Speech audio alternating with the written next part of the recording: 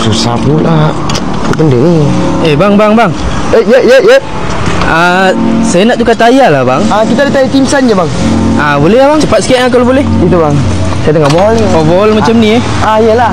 Okey, jom masuk bang. Saya tunjuk kat abang specialist tayar yang kita ada. Alright, mari sini. Kita tak cakap main-main punya. Kebetulan abang datang ni memang Sekirinas TT100. Yang ni untuk dia bang. TT692 TS salah pula. Lagi cantik dia punya bunga. Cantik kan? Ni medium compound. Yang ni high compound. Ni tayar apa panggil? Alajek, budak-budak Alajek, budak-budak ring sukan. Tayar sotong. Tayar 18 ni, tayar 18. Kalau buat grab okey bang? Bang, ini sesuai bang untuk daily. Sangat sesuai untuk daily punya. Okey, abang dapat ini waste. Boleh walk in dekat sini. Lorong lili lorong lili. Garas. Itu jangan sebut sebab lili ex saya.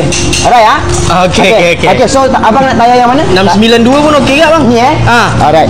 Abang tukar sendiri ke atau pasang siap? Abang pakai pasang. Abang bakar? Abang pasang. Saya pasang tapi cepat saya nak cepat ni. Cepat. Cepat tayar macam ni. Tayar apa ni? Ini tayar sekarang lah, cepat ni. Terus harun je. Alamak. Kita pakai slow tape. Abang okey? Nak ni ke ni?